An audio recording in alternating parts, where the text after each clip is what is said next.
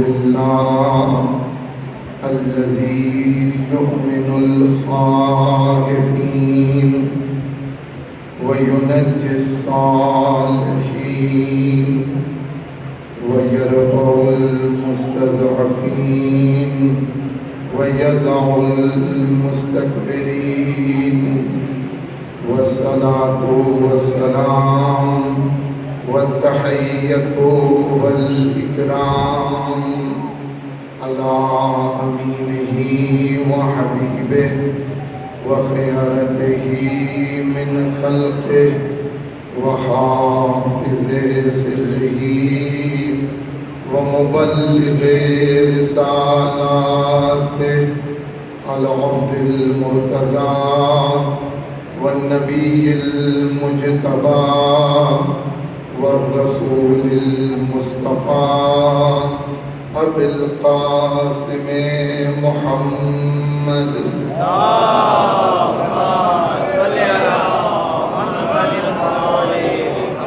وآله الأطيبين الأطهرين الأكرمين المعصومين المظلومين الذين أذهب الله عنهم الرجس وطهرهم تطهيرا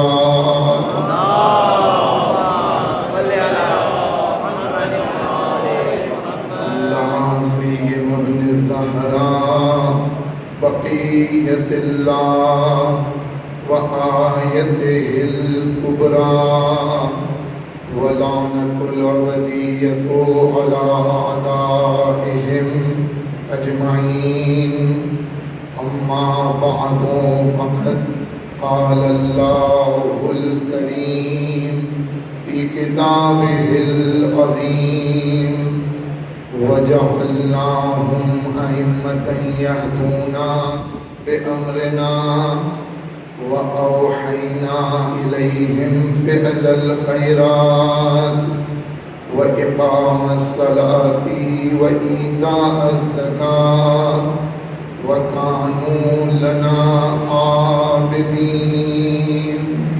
اللهم صل على محمد وآل محمد. عزیزان محترم، سورہ انبیاء کی 73ویں آیت مبارکہ کے ذیل میں گفتگو مسلسل ہے کہ جس میں خالق دو عالم کا یہ ارشاد ہے کہ ہم نے انہیں امام بنایا کہ جو ہمارے امر سے ہدایت کرتے تھے،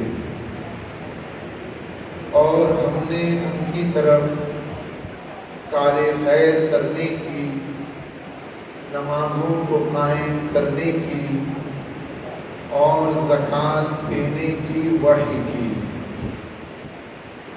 اور یہ سب کے سب وہ بندے تھے جو ہماری ہی عبادت کرتے تھے۔ یہ ہے اس آیہ کریمہ کا ترجمہ، اور اس کے ضمن میں جو موضوع زیر بحث ہے وہ عرفان امامت ہے۔ اور آج اس سلسلے کی یہ چوتھی گفتگو ہے۔ کل تک کی گفتگو امامت کی ضمن میں دوسری صفت پر ہو رہی تھی۔ آپ کی خدمت میں عرض کیا گیا کہ پروردگار عالم جب کسی کو کوئی عہدہ دیتا ہے تو پہلے اس کے اندر استعداد، صلاحیت اور اہلیت کو دیکھ کر دیتا ہے۔ یعنی اس میں صلاحیت تھی، اہلیت تھی اور استعداد تھی کہ وہ ہر میدان میں سب سے آگے ہو، تو ہم نے اسے امام بنایا۔ ایسا نہیں ہے کہ مثلاً امام بنا دیا شاید کہ وہ آگے ہو یا شاید وہ آگے نہ ہو۔ ممکن ہے کہ ہم کسی کو اگر امام بنا دیں تو یہ کیفیت اس کے اندر پائی جا سکتی ہے، کیونکہ ہمیں نہیں معلوم کہ اس کے اندر استعداد ہے یا نہیں ہے، اس کے اندر صلاحیت ہے یا نہیں ہے، کیونکہ ہمیں علم نہیں ہے۔ لیکن پروردگار تو عالم الغیب والشہادہ ہے، اسے معلوم ہے کہ کس کو کیا دینا ہے، اسے پتا ہے کہ کس کو کیا عہدہ دینا ہے اور کس سے عہدے کو لینا ہے۔ پروردگار کے ہاں جب پروردگار کسی کو دیتا ہے تو وہ بھی بے ملاک نہیں ہے، اور اگر کسی کو نہیں دے رہا تو وہ بھی بے معیار نہیں ہے۔ ایسا نہیں کہ جیسے ہمارے ہاں ہوتا ہے کہ ہمیں اچھا لگ گیا تو اس کو دے دیا، اور جو ہمارے دل کو نہیں بھایا تو وہ چاہے صلاحیت رکھتا بھی ہوگا تو ہم اسے نہیں دیں گے۔ خدا نہ خواستہ پروردگار کا کچھ اس طرح سے ہے کہ جس کو نہیں دیا تو اس سے دشمنی تھی، اور جس کو دے دیا اس سے بڑی الفت تھی، محبت تھی۔ کہ نہیں پروردگار کے اس طرح سے نہیں ہے، اگر کسی کو اس نے امامت کا عہدہ دیا ہے تو اس کے اندر صلاحیت تھی، اس کے اندر اہلیت تھی۔ تو غرض کے گفتگو یہاں تک پہنچی تھی کہ ایک صفت یہ ہے کہ امام وہ ہوتا ہے کہ جسے خدا بناتا ہے، اور دوسری صفت یہ ہے کہ امام وہ ہوتا ہے کہ جو امامت کی صلاحیت رکھتا ہے۔ اور آج تیسری صفت پر گفتگو کرنا چاہتا ہوں۔ تیسری صفت کیا ہے کہ وَجَعَلْنَاهُمْ أَئِمَّةً يَهْدُونَ، ہم نے انہیں امام بنایا کہ جو ہدایت کرتے ہیں، یعنی یہ امام کی صفت ہے کہ وہ ہدایت کرتا ہے۔ اور یہ کس کے لیے کہا جا رہا ہے؟ اس سے پہلے والی اگر آپ آیت پر غور کریں، وَوَهَبْنَا لَهُ إِسْحَاقَ وَيَعْقُوبَ نَافِلًا وَكُلًّا جَعَلْنَا صَالِحِينَ وَجَعَلْنَاهُمْ أَئِمَّةً يَهْدُونَ، ہم نے ابراہیم کو اسحاق اور یعقوب نافلتاً عطا کیے، تو فتن ہم نے ان کو عطا کیے۔ اور یہ کون تھے؟ وَكُلًّا جَعَلْنَا صَالِحِينَ، یہ سب کے سب صالح بندے تھے، یہ سب کے سب صلاحیت رکھنے والے بندے تھے۔ کس کے لیے کہا جا رہا ہے؟ جناب ابراہیم کے لیے، جناب اسحاق کے لیے اور جناب یعقوب کے لیے۔ اور فوراً بعد والی آیت وَجَعَلْنَاهُمْ أَئِمَّةً، ہم نے انہیں امام بنایا۔ تو یہ اس سے پہلے کیا تھے؟ جب ہم نے انہیں امام بنایا تو یہ ہدایت کرتے ہیں، تو پہلے کیا کرتے تھے؟ یہ سب کے سب پہلے نبی تھے کہ نہیں تھے؟ یہ سب کے سب پہلے رسول تھے یا نہیں تھے؟ تھے۔ تو جب نبی تھے تو نبی سے ہدایت کو جدا کیا جا سکتا ہے؟ رسالت سے ہدایت کو آپ جدا نہیں کر سکتے۔ وہ نبی ہی کیسا کہ جو ہدایت نہ کرے، وہ رسول ہی کیسا جو ہدایت نہ کرے۔ تو یہ تو ہدایت پہلے ہی سے کر رہے تھے، یہ بعد میں پھر کہنا کہ ہم نے انہیں امام بنایا کہ جو ہمارے امر سے ہدایت کرتے تھے، یہ کون سی ہدایت ہے؟ پتہ نہیں میں پہنچا پا رہا ہوں بات کو یا نہیں؟ ایک صلوات پڑھے محمد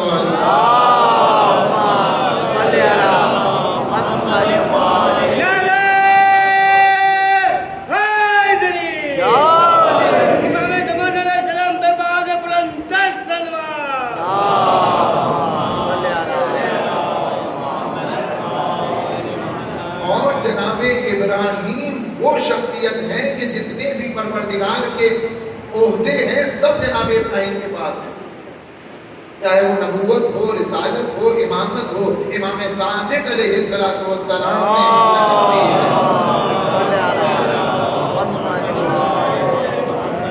کہ ان اللہ اتخذ ابراہیم عبدا قبل ان یتخذہ نبیا واتخذه نبيا قبل ان يتخذه رسولا واتخذه رسولا قبل ان يتخذه خليلا واتخذه خليلا قبل ان يتخذه اماما۔ دیکھ رہے یہ سارے عہدے جناب ابراہیم کے پاس ہیں کہ اس سے پہلے ابراہیم کو ہم نبی بناتے، ہم نے اس کو اپنا بندہ بنایا۔ دیکھ رہے ہیں آپ سلسلہ ابدیت، جہاں پر ابدیت پائی جائے گی وہاں خدا ہائے الہی منتقل ہوگا۔ اس سے پہلے کہ خدا ابراہیم کو نبی بناتا، اس کو اپنا بندہ بنایا، اور جب بندہ بنا لیا تو نبی بنایا، اور جب نبی بنا لیا تو رسول بنایا، اور جب رسول بنا لیا تو خلیل بنایا، اور جب خلیل بنا لیا تو اسے امام بنایا۔ دیکھ رہے کارخانے قدرت میں جتنے عہدے تھے، جتنے منصب تھے، سب جناب ابراہیم کو ودیت کی گئی۔ اور امامت کا عہدہ کب ملا جناب ابراہیم کو؟ توجہ کیجیے گا، تھوڑی سی سنگین گفتگو ہے، لیکن اگر یہ پہنچ گئی جوانوں تک تو ایک مسئلہ حل ہو جائے گا۔ یہ امامت کا عہدہ کب ملا؟ عمر کے آخری حصے میں۔ کب؟ جب امتحان جناب ابراہیم کا لیا گیا۔ کس کے ذریعے سے؟ قرآن کی آیت نے اشارہ کیا ہے، آپ سب مجھ سے بہتر جانتے ہیں کہ اذ ابتلی ابراہیم ربہ بکلمات فاتمہن، جب ہم نے کچھ کلمات کے ذریعے سے ابراہیم کا امتحان لیا۔ ابتلا اور بلا یہ سب ایک ہی مادے سے ہیں، میں عمدن یہ لفظ استعمال کر رہا ہوں۔ یہ ابتلا ہو یا بلا ہو، یہ ایک ہی خانوادے کے الفاظ ہیں کہ ہم نے جب ابراہیم کا کچھ کلمات کے ذریعے سے امتحان لے لیا اور اس امتحان کو ہم نے تمام کر دیا تو انی جاعلک للناس اماما، تو ہم نے ان کو لوگوں کا امام بنا دیا۔ کب بنایا؟ عمر کے آخری حصے میں۔ اور جناب ابراہیم کو اولاد کب ملی؟ عمر کے آخری حصے میں۔ یہ میں نہیں کہہ رہا ہوں، یہ قرآن کی ساری آیتیں ہیں، خود کہتے ہیں، خود فرما رہے ہیں جناب ابراہیم ابشرتمونی ام مسنی الکبر، جب پروردگار کے حکم سے فرشتے مہمان بن کر آئے اور آ کر کے بشارت دی کہ ہم تمہیں ایک غلام کی بشارت دیتے ہیں، ہم تمہیں ایک بیٹے کی بشارت دیتے ہیں، تو کہتے ہیں ایسے موقع پر بشارت دیتے ہو کہ جب میں بوڑھا ہو گیا۔ دیکھ رہے جناب ابراہیم کی اولاد کب مل رہی ہے؟ عمر کے اس حصے میں کہ جہاں معمولاً اولاد عطا نہیں ہوتی۔ یہ میں نہیں کہہ رہا ہوں، خود جناب ابراہیم کہہ رہے ہیں کہ ابشرتمونی ام مسنی الکبر، ارے جب میں بوڑھا ہو گیا ہوں تم مجھے بشارت دے رہے ہو، فبما تبشرون، ارے یہ کیسی بشارت ہے؟ تو فرشتے کہتے ہیں بشرناک بالحق، ہم تمہیں حق کے ساتھ بشارت دیتے ہیں۔ دیکھ رہے ہیں آپ، مایوس ہونے والوں میں سے نہ ہونا۔ یہ جواب میں کہا گیا ہم تمہیں حق کے ساتھ بشارت دے رہے ہیں، مایوس ہونے والوں میں سے نہ ہونا۔ ایسا نہیں ہے کہ جناب ابراہیم مایوس ہونے والوں میں سے ہیں، بلکہ خود کہتے ہیں کہ جو مایوس ہوتا ہے وہ کوئی اور نہیں ہے سوائے گمراہ ہے، یعنی گمراہی ہے کہ جو مایوسی کی طرف لے جاتی ہے۔ جو انسان گمراہ ہے وہ مایوس ہوتا ہے، جہاں گمراہی نہیں ہے وہاں مایوسی بھی نہیں ہے۔ کہ جناب ابراہیم نے کہا تو پھر کیا مطلب ہے؟ کا مطلب یہ ہے کہ جس وقت تم بشارت دے رہے ہو معمولاً اس وقت اولاد نہیں ہوتی۔ یہ آیت کہنا جا رہی ہے ابراہیم کو اس حصے میں اولاد مل رہی ہے کہ جہاں پر اولاد معمولاً نہیں ہوتی ہے، آخری حصے میں۔ زوجہ کے لیے بھی آیت موجود ہے کہ جب کہا گیا کہ فبشرناہا، ہم نے ان کی زوجہ کو بشارت دی تو کہتی ہیں یا ویلتا االد انا عجوز، وائے ہو مجھ پر، میں اس وقت بچے کی ماں بنوں گی کہ جب میں بوڑھی ہو چکی ہوں۔ ھذا بالی شیخا، اور یہ میرا شوہر بھی بوڑھا ہو چکا ہے۔ دونوں طرف سے آیتیں موجود ہیں، زوجہ کی طرف سے بھی موجود ہے۔ قرآن سند دے رہا ہے کہ ہم نے ابراہیم کو اولاد اس وقت دی ہے کہ جب ابراہیم بوڑھے ہو چکے ہیں۔ ہاجرہ کو اولاد اس وقت مل رہی ہے کہ جب وہ بوڑھی ہو چکی ہیں۔ ھذا بالی شیخا، میرا شوہر بھی بوڑھا ہو چکا ہے۔ یہ سب قرآن کی آیتیں ہیں۔ اور پھر جب اسماعیل 13 سال کے ہو گئے، یعنی پیدا جب ہو رہے ہیں اس وقت بھی باپ بوڑھا ہے، میں ہمدن لفظ استعمال کر رہا ہوں کہ جب بیٹا پیدا ہو رہا ہے اس وقت بھی ابراہیم عمر کے آخری حصے میں پہنچ چکے ہیں. 13 سال کے بعد ہے کہ جو امتحان لیا گیا. جب اسماعیل 13 سال کے ہو گئے، امتحان آپ سب مجھ سے بہتر جانتے ہیں. یا بنیا انی ارا فی المنام، اے میرے لال میں خواب میں دیکھ رہا ہوں. اس کے معنی یہ ہے کہ یہ خواب ایک بار نہیں ہے، بار بار آ رہا ہے کہ انی ارا فی المنام، میں نے یہ خواب میں دیکھا ہے. کیا دیکھا ہے؟ کہ انی اذبحک، کہ میں تجھے ذبح کر رہا ہوں. توجہ چاہتا ہوں میرے عزیزوں، یہ سب قرآن کی آیات ہیں جو میں عرض کر رہا ہوں. انی ارا فی المنام انی اذبحک، کہ میں نے تجھے ذبح کرتے ہوئے خواب میں دیکھا ہے. تو بیٹا کیا کہتا ہے؟ جو آپ کو حکم ملا ہے آپ اپنے حکم کو بجا لائیں. افعل ما تؤمر، اے بابا جو آپ کو حکم ملا ہے اس کو بجا لائیں. یعنی باپ کہہ رہا ہے کہ میں نے خواب دیکھا ہے.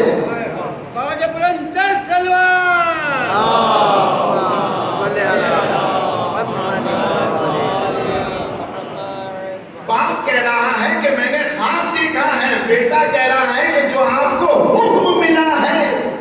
اور یہ ایک بات نہیں ہے، جب جناب ابراہیم نے اپنا خواب سنایا تو بیٹے سے مرضی پوچھی ہے.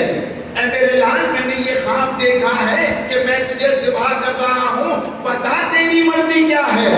یعنی یہاں سے ہمیں ایک تعلیمی اور تربیتی نقطہ ملتا ہے، وہ یہ ہے کہ باپ اپنے بیٹے کی ایسی تربیت کرے، ایسی تربیت کرے کہ جب اس سے کوئی مشورہ لیا جائے تو وہ باپ کی مخالفت نہ کرے. ایک سلوات پڑھیں محمد والے محمد.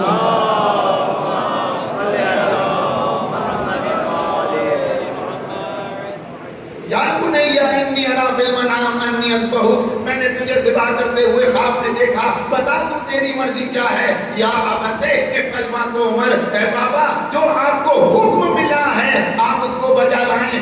آپ خواب دیکھ رہا ہے اور بیٹا کہہ رہا ہے جو آپ کو حکم ملا ہے. یعنی تربیت کے اس مقام پر ہیں 13 برس میں جناب اسماعیل. جانتے ہیں کہ نبوت کو خواب بھی جو آتا ہے وہ حکم الہی ہوتا. ایک سلوات پڑھے محمد والا.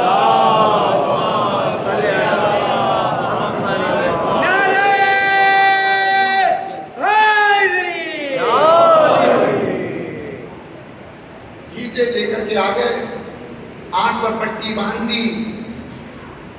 اچھا جو نتیجہ آپ کے ذہن میں ہے نا وہ عرض نہیں کرنا چاہ رہا ہوں. ایک سلوات پڑھے محمد والے.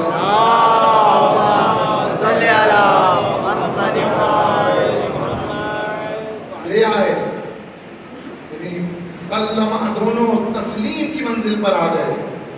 یعنی اس کے معنی یہ ہے کہ جب حکم الہی آ جائے تو وہاں تسلیم ہونا ہوتا ہے، وہاں چوں چرا کی گنجائش نہیں ہے. فَتَلَّهُ لِلْجَبِينِ، پیشانی کے بل لٹا دیا. اور اس کے بعد کیا ہوا آپ سب مجھ سے بہتر جانتے ہیں. دل پر ہاتھ رکھ کے بتائیں اسماعیل ذبح ہوئے کہ نہیں ہوئے؟ نہیں ہوئے. امتحان تمام ہو گیا اور قرآن کی آیت نے کہا کہ یہ امتحان اِنَّ هَذَا بَلَاءٌ مُبِينٌ یا بَلَاءٌ عَظِيمٌ، یہ سنگین امتحان تھا جو جناب ابراہیم سے لیا گیا. یعنی نبوت کے حصے میں نہ اس سے پہلے نہ اس کے بعد تاریخ نبوت میں ایسا امتحان کسی نبی نے نہیں دیا جو جناب ابراہیم دے رہے. لیکن جناب اسماعیل ذبح نہیں ہوئے اور قرآن کہہ رہا ہے اذ ابتلی ابراہیم ربہ بکلمات فاتمہن، جب ہم نے ابراہیم کا چند کلمات کے ذریعے سے امتحان لیا اور ہم نے اس کو تمام کر دیا. یعنی خدا نے تمام کر دیا. صحیح ترجمہ یہی ہے کہ جب خدا نے تمام کر دیا تو انی جاعلک للناس اماما، تو ہم نے ان کو لوگوں کا امام بنایا. تو یہ تمام تو نہیں ہوا. اور دوسری آیت کہہ رہی ہے صدقت رؤیا، اے ابراہیم تم نے اپنے خواب کو سچ کر دکھایا. یہ کیسا خواب تھا کہ جو سچ ہو گیا. ادھر اسماعیل ذبح نہیں ہوئے، ادھر خدا کہہ رہا ہے کہ ہم نے تمام کر دیا. اور دوسری آیت میں کہہ رہا ہے کہ تم نے اپنے خواب کو سچ کر دکھایا. نہیں میرے عزیزوں میں یہاں پر رکوں گا تاکہ بات زمانوں تک پہنچ جائے. اذ ابتلی ابراہیم ربہ بکلمات فاتمہن. یہ ہنہ کی ضمیر کہاں پلٹ رہی ہے؟ کلمات کی طرف.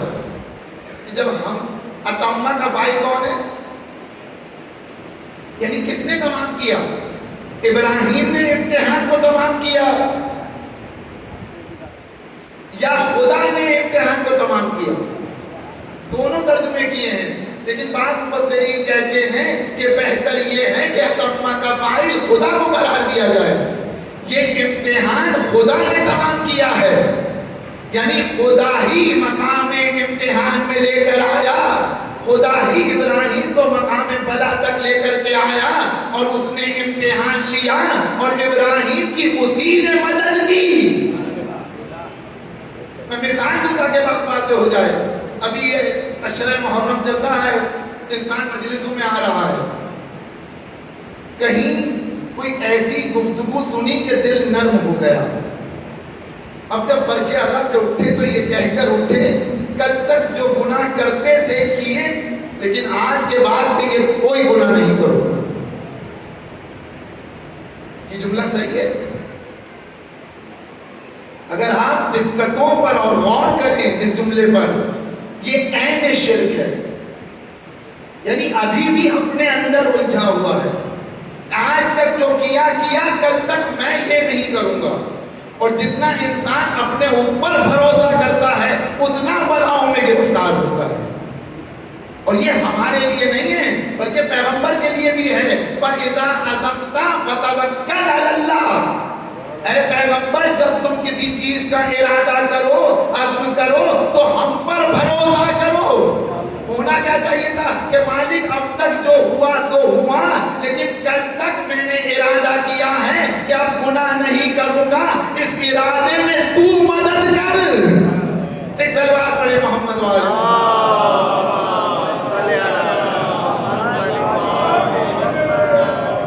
تو جناب ابراہیم کی اس امتحان میں خدا نے مدد کی ہے. کیسے مدد کی ہے بھئی؟ نبی پر وحی کتنے طریقوں سے آتی ہے؟ توجہ کیجئے گا، یہ میں صرف جوانوں کے لیے کر رہا ہوں تاکہ بات پہنچ جائے. جناب ابراہیم پر وحی آ سکتی تھی، کتنے طریقوں سے آ سکتی تھی؟ ایک یہ کہ فرشتہ نازل ہو، ایک یہ کہ پردے کے پیچھے سے آواز آئے، ایک یہ کہ خواب میں دکھایا جائے. اتنا بڑا امتحان جناب ابراہیم سے خدا لے رہا ہے تو مماثلت ہونی چاہیے تھی کہ نہیں ہونی چاہیے تھی؟ بھئی فرشتہ نازل ہوتا، یعنی وحی کا سب سے بلند مرتبہ ہے کہ فرشتہ نازل ہو. اس کے بعد کی منزل ہے کہ پردے کے پیچھے سے آواز آئے. اس کے بعد کی منزل ہے کہ خواب میں دکھایا جائے. یعنی سب سے وحی کی چھوٹی قسم جو ہے، نچلی قسم جو ہے، اس کے ذریعے سے وحی پہنچ رہی ہے. جناب ابراہیم کے ذریعے سے خواب دکھایا گیا. فرشتہ کیوں نازل نہیں ہوا؟ پردے کے پیچھے سے کیوں آواز نہیں آئی؟ اگر فرشتہ نازل ہوتا، پردے کے پیچھے سے آواز آتی تو کیا آتی؟ فرشتہ آ کر کہتا تو کیا کہتا؟ یہی تو کہتا اے ابراہیم اپنے بچے کو ذبح کر دو. اگر پردے کے پیچھے سے آواز آتی تو یہی تو آتی اے ابراہیم اپنے بچے کو ذبح کر دو. تو جب تک اسماعیل ذبح نہ ہوتے تو امتحان مکمل نہ ہوتا. خواب میں دکھایا کہ میں تجھے ذبح ہوتے ہوئے دیکھ رہا ہوں، یہ نہیں دیکھ رہا کہ تو ذبح ہو گیا.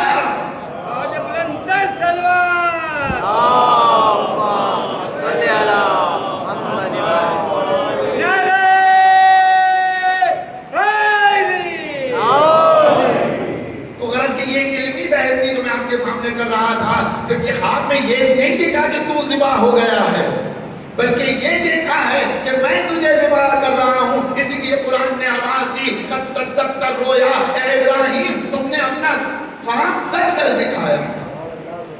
اور پھر اس کے بعد ہے جب ابتلی ابراہیم ربہ بکلمات فاتمہن. بات پہنچ گئی. امامت کب ملی؟ عمر کے آخری حصے میں.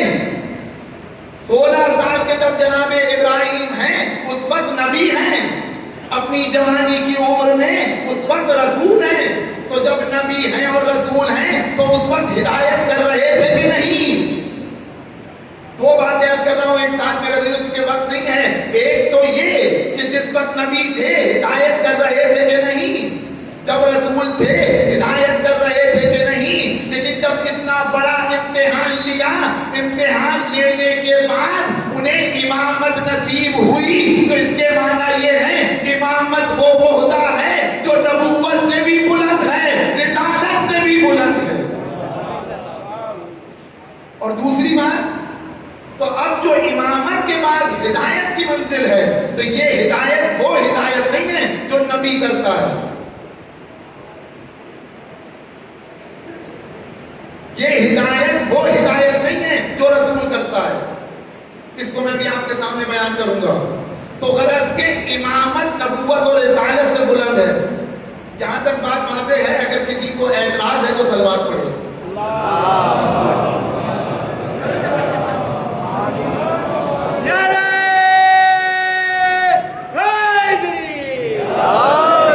اگر اعتراض نہیں ہے تو صلوات پڑھے.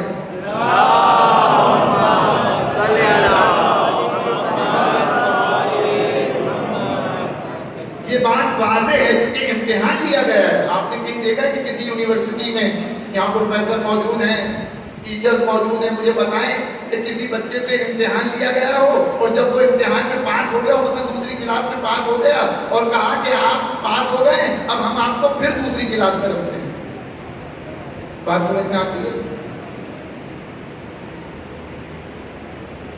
یا کسی بریگیڈیئر کا امتحان لیا جائے، کسی جنرل کا امتحان لیا جائے، کسی کرنل کا امتحان لیا جائے، اور امتحان لینے کے بعد جب وہ اس امتحان میں کامیاب ہو جائے اور کہا جائے اے بریگیڈیئر صاحب آپ اپنے امتحان میں کامیاب ہو گئے، ہم نے آپ کو پھر بریگیڈیئر بنا دیا. یہ مذاق نہیں ہے. آپ دیکھیں بعض مفسرین نے تفسیر کی ہے، جا کر کے دیکھیں. بزرگ جانتے ہیں پہلے جانوروں کو ایک ہرا چشمہ لگایا جاتا تھا تاکہ گھاس ساری اسے ہری دکھے اور وہ ساری گھاس کھائے. ہرا چشمہ لگایا جاتا تھا تاکہ ساری گھاس اس کو ہری دکھے اور ساری کھا لے. آج کل کے بعض مفسرین نے بغض و عداوت کا چشمہ لگایا. بغض و عداوت کا چشمہ پہلے لگایا اور تفسیر بعد میں کر رہے ہیں. تفسیر کرتے ہو کیا کہتے ہیں کہ اذ ابتلی ابراہیم ربہ بکلمات فاتمہن انی جاعلک للناس اماما. یہاں جو امامت ہے، اس امامت سے مراد وہی نبوت ہے، اس امامت سے مراد وہی رسالت ہے. بات سمجھ میں آتی ہے؟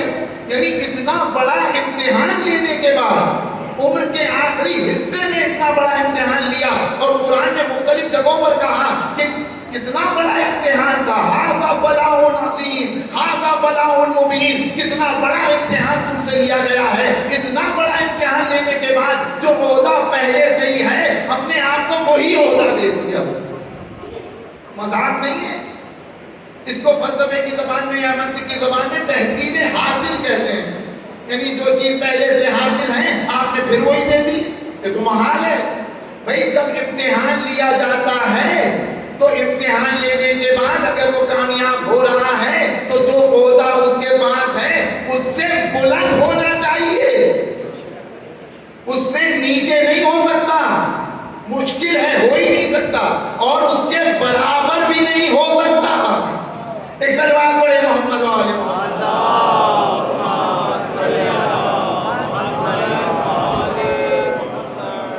پہلی منزل یہ حل ہو گئی ہے کہ امامت نبوت نہیں ہے، امامت رسالت نہیں ہے.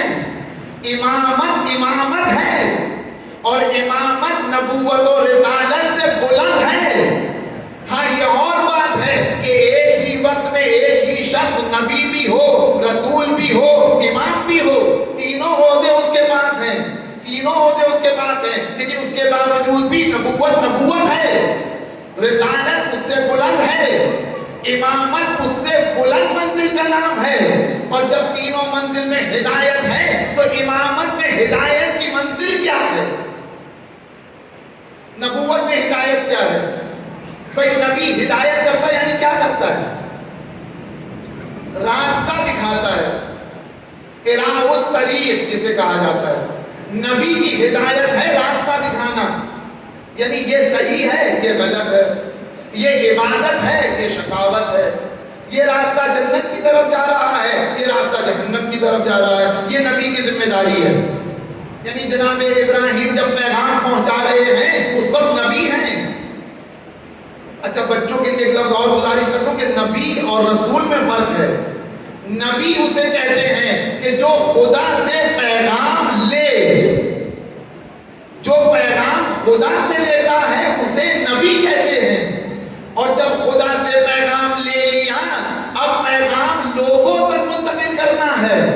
نبوت یہ ہے کہ پیغام خدا سے لو، رسالت یہ ہے کہ لوگوں تک پہنچاؤ۔ ایک سلوات پڑھے محمد والے۔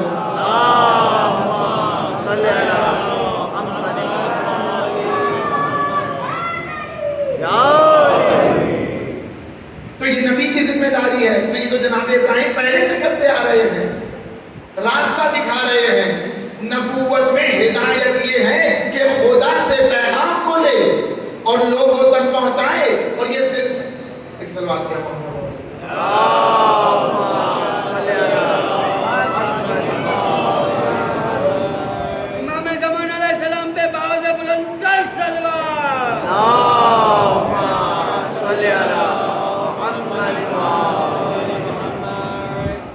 تو نبوت میں اور رسالت میں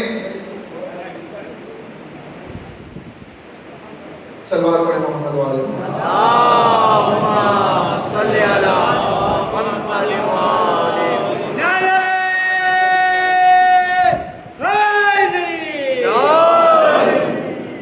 تو نبوت اور رسالت میں جو ہدایت ہے وہ اراء الطریق ہے۔ اب یہی ہدایت پڑھتے پڑھتے پیغمبر تک پہنچی، یعنی ذمہ داری ہے ہدایت، اور نبوت اور رسالت اپنی کمال کی منزل پر پہنچی کب؟ جب یہ رسالت پیغمبر کے کاندھوں پر آئی۔ پیغمبر یعنی حضرت محمد مصطفیٰ صلی اللہ علیہ وسلم،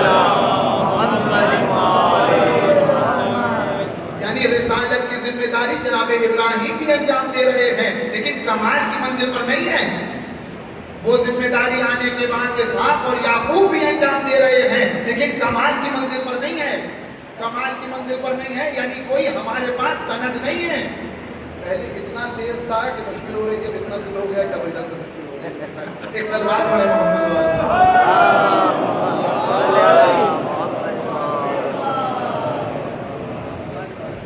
سلوات اور پڑھے محمد والے۔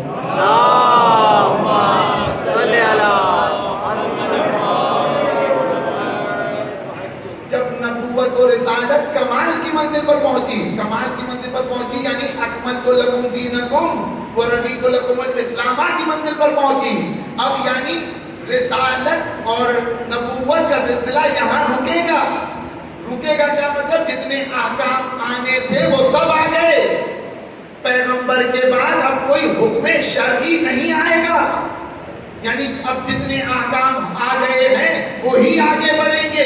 حلال محمد حلال الی یوم القیامہ، یہ کمال کی منزل ہے۔ حرام حرام الی یوم القیامہ، یعنی پیغمبر نے جس کو حلال کہہ دیا وہ قیامت تک کے لیے حلال ہے، پیغمبر نے جس کو حرام کہہ دیا وہ قیامت تک کے لیے حرام ہے۔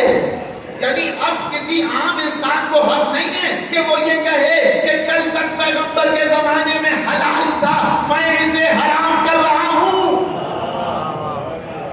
ایک سلوات پڑھے محمد والے محمد۔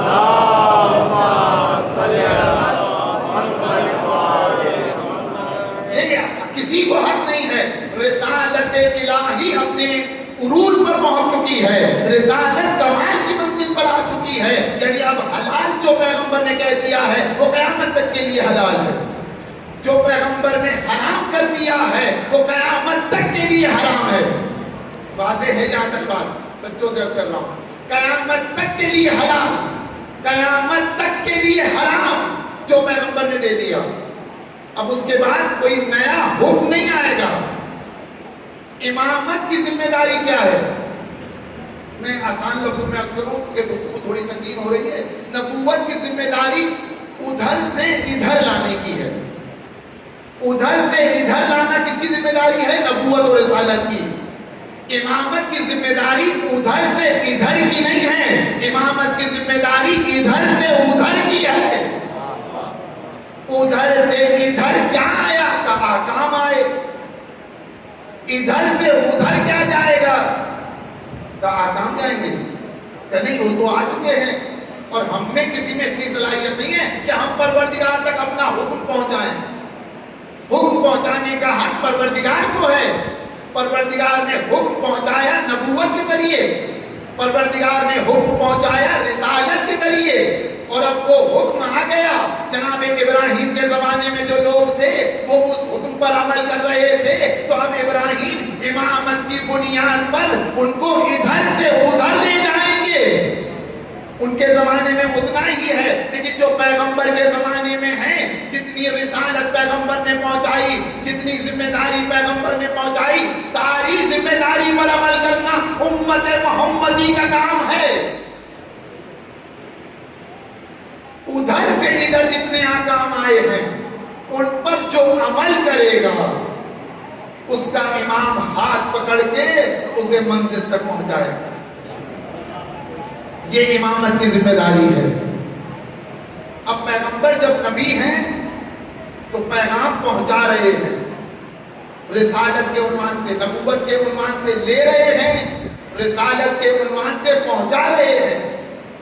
لیکن پیغمبر اکرم بھی نبی بھی ہیں، رسول بھی ہیں اور امام بھی ہیں. جب نبی ہیں اور رسول ہیں تو پہنچا رہے ہیں، اور جب امام ہے تو جب کوئی عمل اس پہ کر رہا ہے تو اس کی مدد کر رہے ہیں اور ہاتھ پکڑ کے اس کو کمال تک پہنچا رہے ہیں. یعنی کمال تک پہنچا رہے ہیں یعنی کیا؟ سلو کما رأیتمونی اصلی، نماز ویسے پڑھو جیسے مجھے پڑھتے دیکھا ہے. یہ کیا ہے؟ یہ استمداد ہے پیغمبر کی طرف سے، یہ پیغمبر کی طرف سے مدد ہے. حکم کیا تھا؟ اقیموا الصلاۃ، آؤ نماز قائم کرو، آؤ زکات دو. یہ حکم شرعی ہے جو پر عنوان رسول پیغمبر پہنچا رہے ہیں. لیکن جب پر عنوان امام ہیں تو میں تمہیں بتاؤں گا. کس کو بتائیں گے؟ بھئی جو نماز نہیں پڑھتا اس سے کہیں گے سلو. بات سمجھ میں آتی ہے؟ سلو کس سے کہیں گے؟ کہ نماز جو پڑھ رہا ہے اسی سے تو کہیں گے. پیغمبر نے کہا سلو کما رأیتمونی اصلی، نماز ویسے پڑھو جیسے مجھے پڑھتے دیکھا ہے. پیغمبر کے کہنے کے باوجود بھی کوئی یہاں کر رہا ہے، کوئی یہاں کر رہا ہے، کوئی یہاں کر رہا ہے. یہ کیوں ہوا؟ کیونکہ سلو کما رأیتمونی اصلی سنا لیکن اس پر عمل نہیں کیا. اس سے زیادہ حل نہیں کر سکتا. ایک سوال پڑھے محمد والے محمد.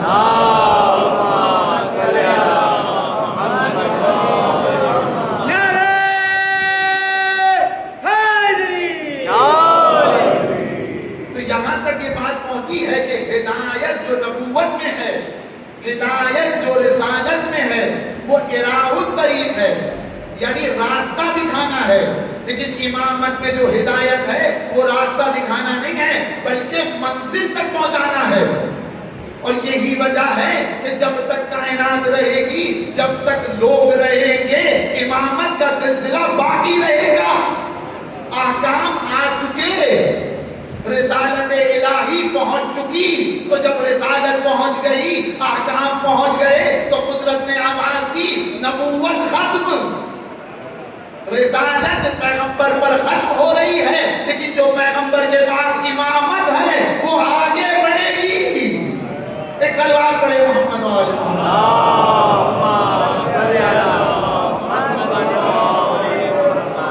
کیونکہ قرآن کہہ رہا ہے انی جاعلک للناس اماما. تو جب تک لوگ ہیں امامت کا سلسلہ باقی رہے گا. اور آپ دیکھیں قرآن کی آیت ہے. اب میں یہاں پر ایک بچوں کے لیے لفظ استعمال کر رہا ہوں کیونکہ بزرگ تو مجھ سے بہتر جانتے ہیں، کیونکہ مجھ سے کہا گیا ہے کہ گفتگو کچھ اس طرح سے ہو کہ بچے کچھ لے کے اٹھیں. میرا بچوں سے سوال ہے، آپ کہتے ہیں کہ امام کتنے؟ 12. تو جناب ابراہیم کو کہاں لے کے جائیں گے؟ کہ جس کو قرآن نے صریحاً امام کہا ہے. کیا وہ امام نہیں ہے؟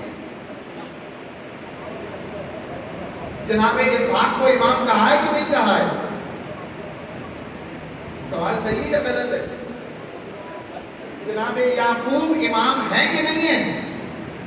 جناب اسحاق بھی امام ہے قرآن کی روشنی میں، ابراہیم بھی امام ہے، یعقوب بھی امام ہے اسی آیت کی روشنی میں۔ یہ جو وَجَعَلْنَاهُمْ ہے یہ ضمیر پلٹ رہی ہے جناب ابراہیم کی طرف، جناب اسحاق کی طرف، جناب یعقوب کی طرف، اور آپ سے سوال کرتے ہیں کہ امام کتنے؟ یہ کیا ہوتا ہے؟ تو کیا آپ ان کو امام نہیں مانتے؟ ایک سر بات پڑھے محمد والے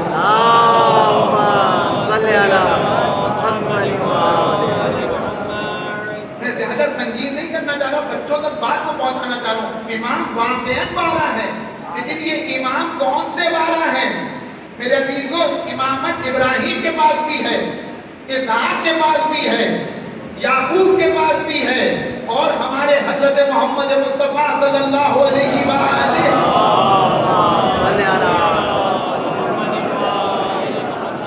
امامت ان کے پاس بھی ہے۔ قرآن کی آیت نے آواز دی مَا نَنسَخْ مِنْ آیَةٍ نَأْتِ بِخَيْرٍ مِنْهَا أَوْ مِثْلِهَا، ہم کسی آیت کو بھلاتے نہیں ہیں اور بھولنے نہیں دیتے اس سے پہلے کہ اس سے بہتر نہ لے آئیں یا اس جیسی نہ لے آئیں۔ آپ بتائیں امامت آیت الہی ہے کہ نہیں؟ جناب ابراہیم سے لے کر پیغمبر تک بہتری کا سلسلہ چل رہا تھا۔ نہیں، میری بات نہیں پہنچی۔ آیت نے کیا کہا؟ مَا نَنسَخْ مِنْ آیَةٍ نَأْتِ بِخَيْرٍ مِنْهَا أَوْ مِثْلِهَا، یعنی یا اس سے بہتر نہ لے آئیں یا اس جیسی نہ لے آئیں۔ جب تک ہم آیت کو نہ بھولنے دیتے ہیں نہ بھلاتے ہیں۔ آیات الہی میں سب سے روشن آیت کون سی ہے؟ آپ کہیں گے امامت، تو جناب ابراہیم کی امامت، اس سے بہتر اور آیا تو اس کی امامت، اس سے بہتر اور آیا تو اس کی امامت۔ پیغمبر پر امامت کمال کی منزل پہ پہنچی، پیغمبر پر نبوت کمال کی منزل پر پہنچی، پیغمبر پر رسالت کمال کی منزل پر پہنچی، لیکن پیغمبر پر نبوت اور رسالت رک گئی، اس لیے کہ جتنے احکام آنے تھے وہ سب آ گئے۔ لہذا اب نبوت کی ضرورت نہیں ہے، اب رسالت کی ضرورت نہیں ہے، لیکن امامت کا سلسلہ باقی رہے گا۔ پیغمبر 11 ہجری کو چلے جائیں گے، اب ان سے بہتر تو نہیں آئے گا، اب ان جیسا آئے گا۔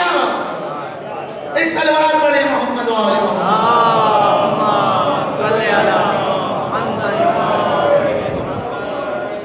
کیونکہ پیغمبر سے بہتر کوئی نہیں ہے۔ پیغمبر ہر منزل میں کمال پر ہے۔ اب پیغمبر کے بعد جو امامت کو لے کر کے آئے گا وہ پیغمبر سے بہتر نہیں، پیغمبر جیسا ہے۔ ہم جو 12 امام کہتے ہیں جانشین پیغمبر کے عنوان سے کہتے ہیں، اور یہ جانشینی کس میں ہے؟ نبوت میں۔ نبوت تو ختم ہو گئی ہے، رسالت میں، رسالت تو رک گئی ہے کہ نہیں۔ وہ عہدہ جو پیغمبر کے پاس امامت کا عہدہ ہے وہی عہدہ علی کے پاس ہے، وہی حسن کے پاس ہے، وہی حسین کے پاس ہے، اور آخری حجت تک یہی عہدہ آگے بڑھے گا۔ ایک سلوات پڑھے محمد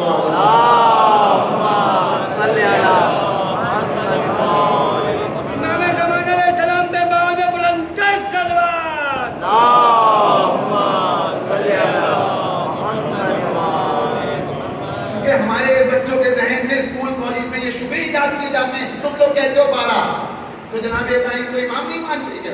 کہ نہیں، امام تو مانتے ہیں۔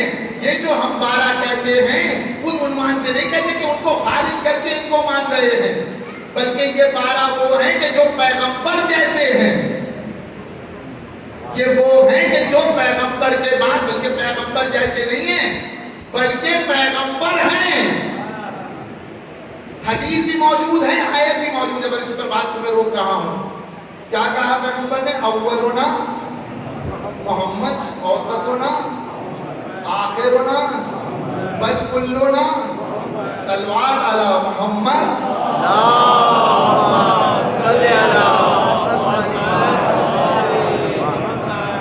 یہ سب کے سب محمد ہیں، سب کے سب محمد عنوان سے، امامت کے عنوان سے، یہ سب کے سب محمد ہیں. محمد جیسے نہیں ہیں. یہ نہیں کہا کہ اولنا کا محمد، اوسطنا کا محمد. ہمارا اول محمد جیسا ہے نہیں، ہمارا اول محمد ہے. ہمارا آخر محمد جیسا نہیں ہے، ہمارا آخر بھی محمد ہے. اچھا محمد ہے اور محمد جیسا ہے میں کیا فرق ہے؟ کوئی فرق ہے؟ تو زمین سے آسمان کا فرق ہے. آپ بچے کو ایک آٹا دیجیے، وہ بیٹھے بیٹھے چڑیا بنا لے گا. اس نے اچھی سی چڑیا آٹے کی بنائی، دوسرے بچے نے دیکھا، جا کر کے اس کو خراب کر دیا، خراب ہو گئی. ابھی تم نے بنائی تھی دوبارہ بنا لو. اس نے دوبارہ سے وہی چڑیا بنا لی.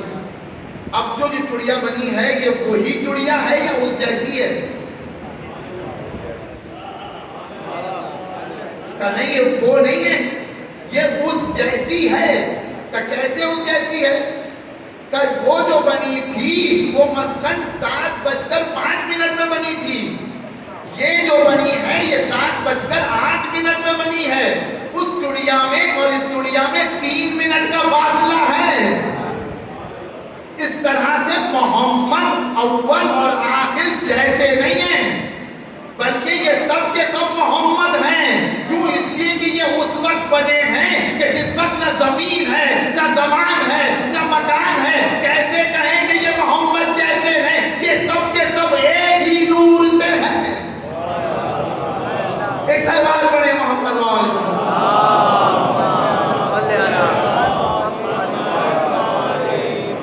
پر میں یہاں پر بات کو روکوں گا. دوسرا شبہ جو بچوں کے ذہن میں ڈالا جاتا ہے وہ کیا ہے؟ معصوم کتنے؟ 14 معصوم ہیں. تو آپ انبیاء کو معصوم نہیں مانتے؟ جی فرشتے معصوم نہیں ہیں؟ آپ بچے کو یاد کراتے معصوم کتنے؟ کہتے ہیں 14. 15واں داخل ہو جائے تو ناراض ہو جاتے ہیں، بگڑ جاتے ہیں. ایسا ہے کہ نہیں؟ تو کیا آپ حضرت عباس کو معصوم نہیں مانتے؟ وہ مانتے تو ہیں، تو پھر 15واں کیوں نہیں کہتے؟ سوال صحیح ہے یا غلط ہے؟ صحیح ہے. تو سلوات پڑھیں محمد والا.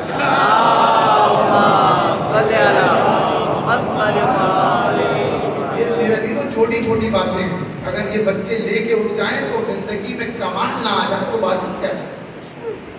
عصمت میں درجات پائے جاتے ہیں، عصمت میں مراتب پائے جاتے ہیں. یہ 14 معصوم وہ ہیں جو عصمت کبریٰ پر ہیں. ان میں 15واں شامل نہیں ہو سکتا، حتیٰ کوئی دوسرا نبی بھی شامل نہیں ہو سکتا. یہ 14 ہیں بس جس کو عصمت کبریٰ کہا گیا. ہر اعتبار سے یہ معصوم ہے. وقت نہیں ہے کہ میں آپ کو اس کی وضاحت کروں. یہ ہے عصمت کبریٰ پر. پھر ہے عصمت وسطیٰ کہ جہاں پر انبیاء ہیں، ملائکہ ہیں، اولیاء ہیں. یہ عصمت وسطیٰ ہے کہ جہاں انبیاء ہیں غیر انبیاء اس میں شامل نہیں ہو سکتے. اس کے بعد ہے عصمت صغریٰ، اور عصمت صغریٰ میں حضرت عباس بھی معصوم ہیں، جناب زینب بھی معصوم ہیں، معصومہ بھی معصومہ ہیں. ایک سلوات پڑھے محمد والے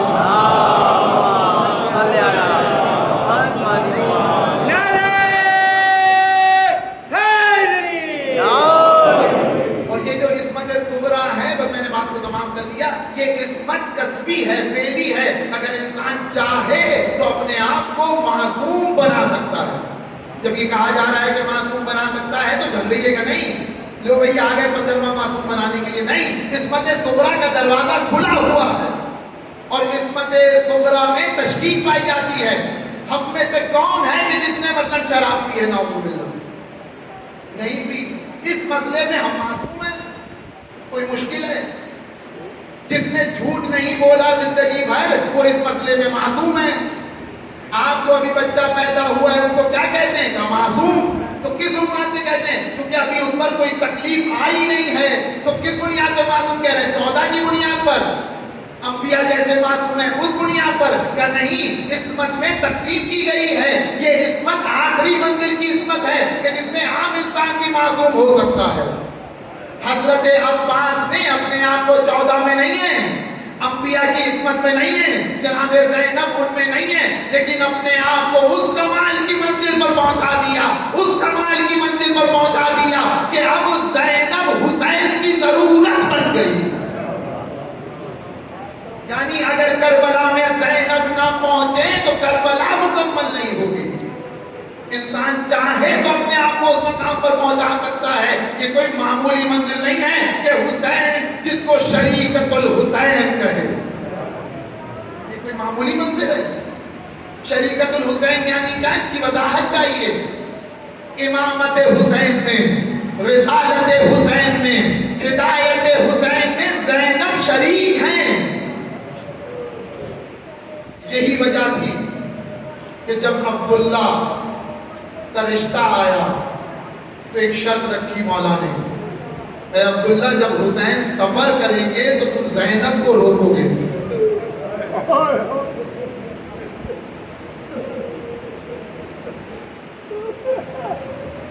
کیا مجھے یہ شرط منظور ہے؟ زینب رخصت ہو کے بھائی کے گھر سے عبداللہ کے گھر چلی گئی. روایت کہتی ہے 3 دن گزر گئے، یہاں زینب رو رہی ہے، وہاں حسین رو رہے ہیں. عبداللہ نے پوچھا بی بی خیریت؟ کہ عبداللہ 3 دن ہو گئے بھائی کو نہیں دیکھا. اس مقام پر ہے زینب. لو عزیزو سفر تیار ہوا. زینب کو پتہ چلا بھائی سفر کر رہا ہے، کہ بھیا ہم بھی جائیں گے. کہ تمہارے والی اور وارث عبداللہ ہیں، ان سے جا کر اجازت لے لو. زینب بھائی، شوہر کے مقام کو زینب سے بہتر کون پہچانتا ہے؟ شوہر کا جو مقام ہے شہزادی سے بہتر کون سمجھے گا؟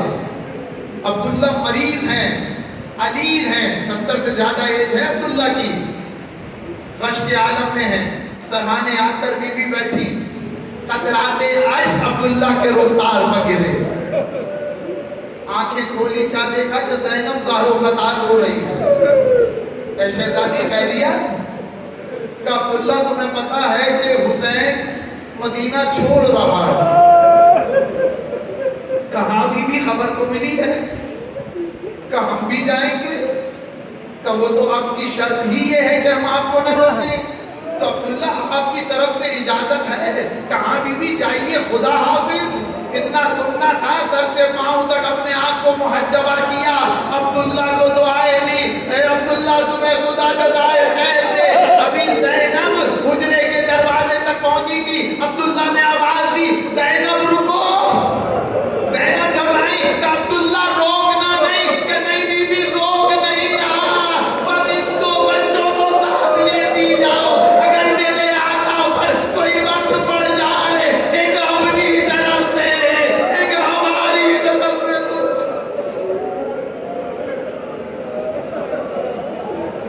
لو عزیزو، زینب بھائی کے ساتھ کربلا پہنچ گئی. شب عاشور آئی، بہت جلدی پڑھ رہا ہوں. حسین خیموں کا تلایا پھر رہے ہیں. ایک خیمے میں عجیب عجیب منظر دیکھ رہے ہیں. ایک خیمے میں دیکھا کہ ماں بیٹھی ہے اور دونوں بچے سامنے زانو کو توڑے ہوئے ماں کے سامنے بیٹھے ہیں. آواز دی میرے لال کل روزے قربانی ہے. اے میرے لال کل اپنی اماں کو اماں سیدہ سے شرمندہ نہ کرانا. اور نے آواز دی اماں صبح ہونے دیجئے، ہم بتائیں گے کہ علم کس کے دادا کے کانوں کو زیب دیتا ہے، علم کس کے نانا کے کانوں کو زیب دیتا ہے. ہم بتائیں گے کہ جعفر طیار کیسے لڑتے تھے. لو عزیزو، صبح ہوئی، بار بار جوش شجاعت سے سینہ پھٹا جا رہا ہے، بار بار قبضہ شمشیر پر ہاتھ جا رہا ہے، لیکن حسین اجازت نہیں دیتے. آخر میں آئے کہ اماں ماموں اجازت نہیں دیتے. بہن دونوں بھائیوں کو، دونوں بچوں کو بھائی کے پاس لے کر کے آئی کہ بھیا ہدیہ رد نہ کرنا، زینب ان کے والی اور وارث تو عبداللہ ہیں، کہ عبداللہ ہی نے بھیجا ہے کہ اگر حسین پر وقت پڑ جائے تو ایک اپنی طرف سے ایک ہماری طرف سے قربان کر دینا۔ اتنا سننا تھا، حسین نے سر کو جھکا لیا کہ جاؤ خدا حافظ۔ دونوں جوان مہمے سے جہاد ہوئے، خوب لڑے، اس لیے کہ یہ جعفر طیار کے پوتے ہیں، یہ حیدر کرار کے نواسے ہیں۔ علم ان کے دادا کے کاندھوں کو زیب دیتا ہے، علم ان کے نانا کے کاندھوں کو زیب دیتا ہے، لیکن میرے عزیزوں کب تک لڑتے؟ 3 دن کے بھوکے،